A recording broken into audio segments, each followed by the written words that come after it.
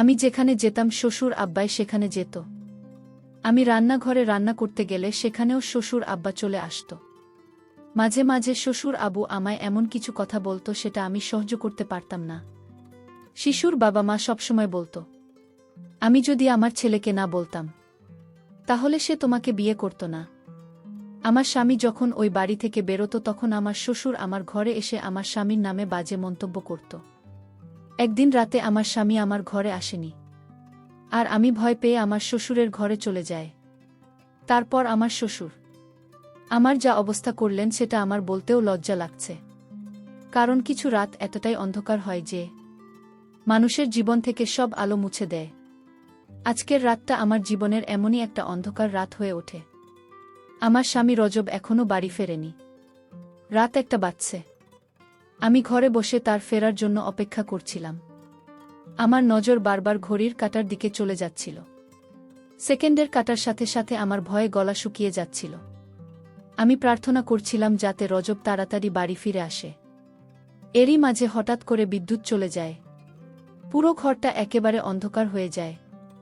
আবার অন্ধকারে খুব ভয় লাগে, আর এখন চারিদিক অন্ধকার। এমনিতে আমি রজবের না ফেরার জন্য চিন্তায় ছিলাম। তার উপরে অন্ধকার, আমি কিছু দেখতে পাচ্ছিলাম না। মনে হচ্ছে যেন আমি অন্ধ হয়ে গেছি। আমি কোনো রকমে জিনিসপত্রকে নিজের ঘরের দিকে যাচ্ছিলাম। তখনই পাড়ার একটা কুকুর ঘেউ ঘেউ করে ডেকে উঠল। এত জোরে ডাকত যে মনে হলো সে আমাদের উঠোনে চলে এসেছে। ভয়ে আমার প্রাণটা বেরিয়ে যাওয়ার মতো অবস্থা। বাড়িতে তখন আমার শ্বশুরমশাই ছাড়া আর কেউ ছিল না। তিনি ওনার ঘরে ঘুমোচ্ছিলেন, আর আমি নিজের ঘরে একা ছিলাম। আমার মনে হচ্ছিল যে কুকুরটা আমাদের উঠোনে চলে এসেছে, আর সে যে কোনো সময় আমার কাছে চলে আসতে পারে। আমি ভয়ে ভয়ে আমার শ্বশুরের ঘরে গিয়ে পৌঁছালাম। আমি ওনার ঘরের দরজায় ধাক্কা দিতে লাগলাম। যখন ঘরের দরজা খোলে তখন আমি ভয়ে কাঁপছিলাম। আমি বলি, বাবা, আমার মনে হচ্ছে আমাদের উঠোনে একটা কুকুর ঢুকে পড়েছে। আমার খুব ভয় করছে। আমি কি আপনার ঘরে আসতে পারি?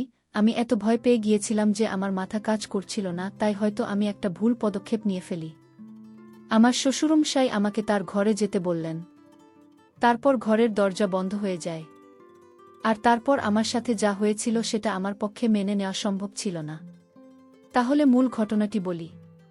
তা একজন স্ত্রী যদি তার স্বামীর থেকে কম সুন্দর হয়, তাহলে সে সবসময় হীনমন্যতায় ভোগে। আজকাল আমার সাথে সেটাই হচ্ছে। রজব একটা খুব সুন্দর দেখতে জোয়ান ছেলে। আমিও দেখতে খারাপ ছিলাম না, কিন্তু আমার গায়ের রংটা একটু ডেম ছিল। এই কথাটা আমাকে বিয়ের পরের দিনই আমার শ্বশুরমশাই মুখ থেকে শুনতে হয়। সকালে যখন আমি জলখাবার খেতে ঘর থেকে বেরিয়ে আসি, তখন বাড়িতে অনেক আত্মীয় স্বজন ছিল। খাবার টেবিলে আমার শ্বশুরমশাইয়ের সাথে তার বোনেরা বসেছিল। আমার শাশুড়ি মারা গিয়েছিলেন। আত্মীয় স্বজনদের মধ্যে বেশিরভাগই আমার শ্বশুরমশাইয়ের ভাইবোন ছিল। আমি ওনাদের সাথে বসে জল খাবার খেলাম। আমার শ্বশুরমশাই সবার সাথে আমার পরিচয় করিয়ে দিলেন। তিনি খুব খোশমেজাজে ছিলেন। কিছুক্ষণ পর সব আত্মীয়রা তাদের বাড়ি ফিরে যায়। তখন বাড়িতে শুধু আমি আর আমার শ্বশুরমশাই ছিলাম। আমার শ্বশুরমশাই আমার জন্য চা বানিয়ে নিল। উনি বলেন, আমি ভাবলাম আমার বৌমা খুব ক্লান্ত, তাই আমি তার জন্য চা নিয়ে এলাম। তিনি আমার পাশে সোফায় বসে পড়লেন, আর চায়ের কাপটা আমার হাতে ধরিয়ে দিলেন। তিনি বলতে লাগলেন, রজব এমনিতে খুব ভালো ছেলে। সে আমার সব কথা শুনে তুমি একটা ভালো মেয়ে, কিন্তু আরও ভালো হতো যদি তোমার গায়ের রংটা একটু ফর্সা হতো। ওই যে বলে না, বসেই হয় যাকে সব সময় কাছে পেতে ইচ্ছে করে। উনার কথা শুনে আমি একটু অস্বস্তি বোধ করছিলাম। আমি উনাকে বললাম, আমি আপনার কথা ঠিক বুঝতে পারলাম না।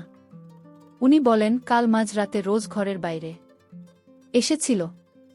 আমিও তখন জল খেতে উঠেছিলাম, তাই আমার তার সাথে দেখা হয়ে যায়। সে আমাকে বলে, বাবা, তুমি তার মধ্যে কি এমন দেখেছিলে? তুমি তো জানতে যে আমার সুন্দরী মেয়ে পছন্দ। তুমি অন্তত আমার পছন্দের মানটা রাখতে পারতে। এইসব কথা শুনে আমার মনটা খুব খারাপ হয়ে যায়। তবে রজব কাল রাতে আমার সাথে কোনো খারাপ ব্যবহার করেনি। সে এমন কোনো কথা বলেনি। সে বরং আমার প্রশংসা করেছিল। তবে হ্যাঁ, আমার মনে আছে যে রজব রাত 2টা-3টা নাগাদ একবার ঘরের বাইরে বেরিয়েছিল। কিছুক্ষণ পর আবার ফিরে এসেছিল। আমি হাঁ করে শ্বশুরমশায়ের মুখের দিকে তাকিয়ে রইলাম। তিনি আমাকে বললেন, আমি বুঝতে পারছি তোমার এই কথাগুলো শুনতে ভাল লাগছে না। আমি কাল রজবকে খুব বকেছি আর বলেছি সে যেন ভুলেও তোমাকে এসব কথা না বলে। সে তোমাকে এরকম কোনো কথা বলেনি তো? আমি মাথা নেড়ে বললাম, না, এই কথাটা আমার বিশ্বাস করতে কষ্ট হচ্ছিল, কারণ কাল রাতে রজব আমার সাথে খুব ভালো ব্যবহার করেছিল। শ্বশুরমশাই এর পরের কথাগুলো আমাকে আরও অবাক করে দেয়।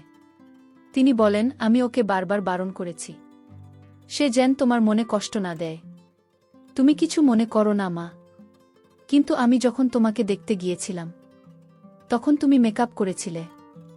তখন তোমাকে দেখে আমার ফর্সা মনে হয়েছিল, কিন্তু তোমার আসল রংটা তো পরে দেখলাম। ওনার কথা শুনে আমি চুপ করে গেলাম।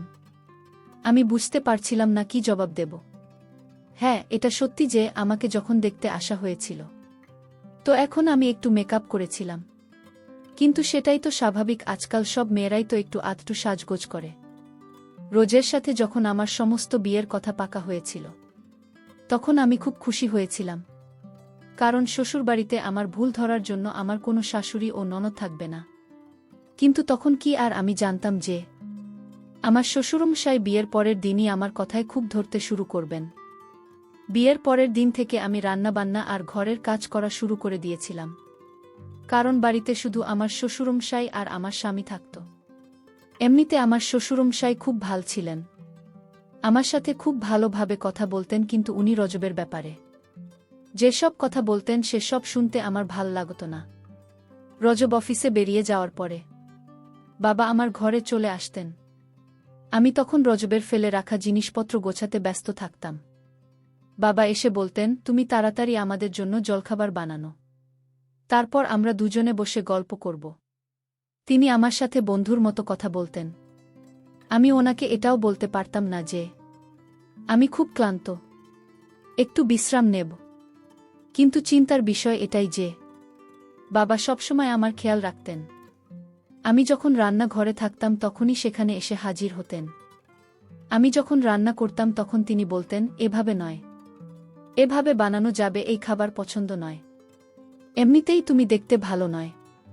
তার উপর যদি স্ত্রীর দায়িত্বটা ভালো করে পালন না করে তাহলে স্বামীর মন জিতবে কি করে? মাঝে মাঝে আবার বলতেন যে গোল করে ফেলতে পারো না তো সবসময় যদি কেউ কারো মাথার উপর চেপে থাকে তাহলে সেটা একসময় বিরক্তিকর হয়ে ওঠে। আমিও বাবার উপর বিরক্ত হতে শুরু করেছিলাম। একদিন এমন একটা ঘটনা ঘটে যেটা আমাকে আরও বিচলিত করে তোলে। একদিন আমার শ্বশুরমশাই বলেন, রজব কখনো তোমাকে কোথাও ঘুরতে নিয়ে যাবে না, কিন্তু আমি জানি তোমারও ঘুরতে যেতে ইচ্ছে করে। তুমি অনেক স্বপ্ন নিয়ে এই বাড়িতে এসেছ। চলো, তুমি রেডি হয়ে নাও, আমি তোমাকে ঘুরতে নিয়ে যাব। আমরা শপিং করতে যাব। বাবা আমার সাথে আমার শাশুড়ি মায়ের মতোই ব্যবহার করতেন। আমার সব কাজে ভুল ধরতে বলতেন। রজবের এটা পছন্দ নয়, ওটা পছন্দ নয়। আমার মার্কেটে যেতে ইচ্ছে করছিল না, তাই আমি বাবাকে বললাম আজকে ছেড়ে দেন তিনি। তা উনি আমাকে জোর করে মার্কেটে নিয়ে গেলেন। উনি বললেন, আমি তোমাকে একটা সুন্দর জামা কিনে দেব, যেটা পরলে তোমাকে খুব সুন্দর দেখাবে।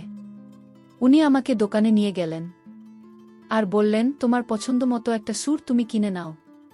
আমি কালো রঙের একটা স্যুট পছন্দ করলাম, কিন্তু বাবা বললেন, এমনিতেই তোমার রংটা খুব কালো, তার উপর তুমি যদি কালো রঙের জামা পরে তাহলে তোমাকে ভূতের মতো দেখাবে। তিনি আমার জন্য একটা লাইট কালারের স্যুট পছন্দ করলেন, যেটা আমার একদম পছন্দ হয়নি, কিন্তু আমি চুপ করে রইলাম। উনি বললেন যে রংটা পরে তোমাকে ভালো দেখাবে। আমি যখন শ্বশুরমশাই এর সাথে কথা বলছিলাম তখন আমি দেখলাম পাশের দোকানে রজবকে একটা অন্য মেয়ের সাথে। বাবাও সেটা দেখতে পেলেন। রজতদের সাথে যে মেয়েটা ছিল সে বেশ সুন্দর দেখতে ছিল। বাবা বলতে লাগলেন, দেখেছ, আমি বলেছিলাম না রজবের সুন্দরী মেয়ে খুব পছন্দ।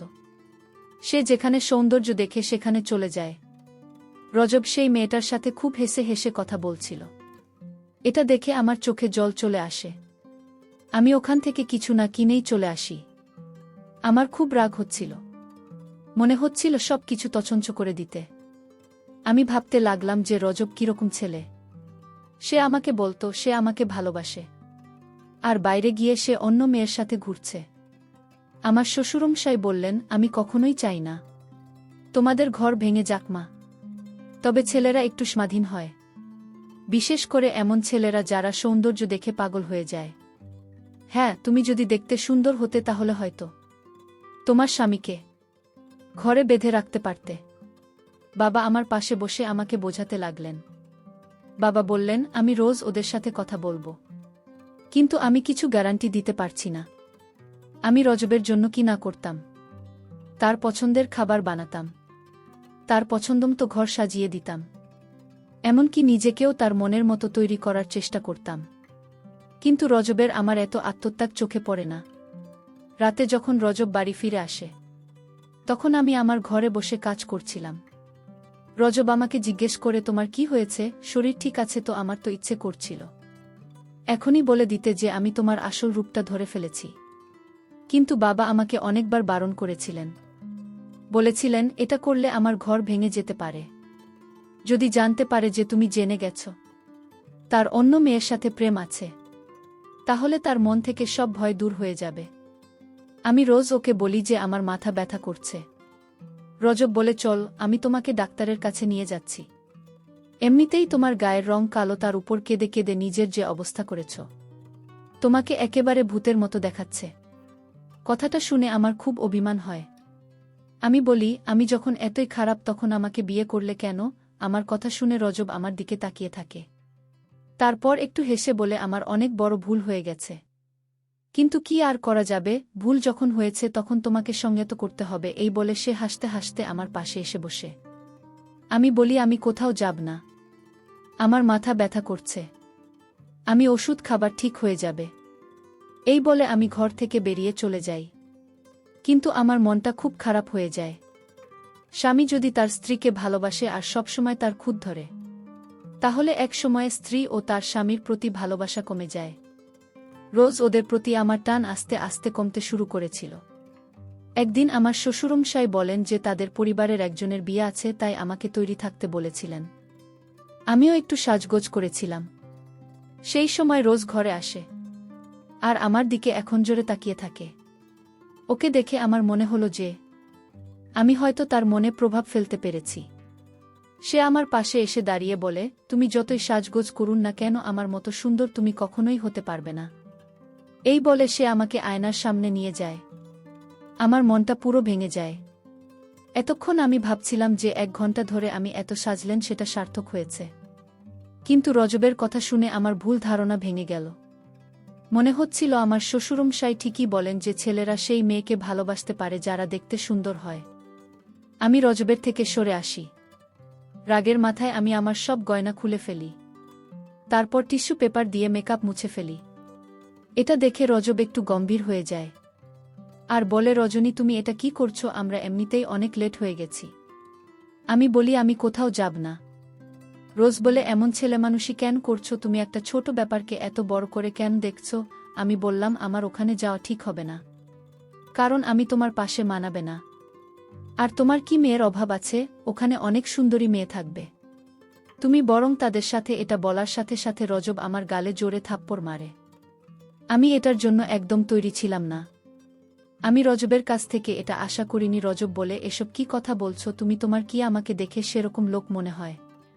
আমাদের গলার আওয়াজটা এতটাই উঁচু ছিল যে ঘরের বাইরে অবধি আমাদের আওয়াজ শোনা যাচ্ছিল। আমি বলি, আমার সামনে ভদ্রলোক।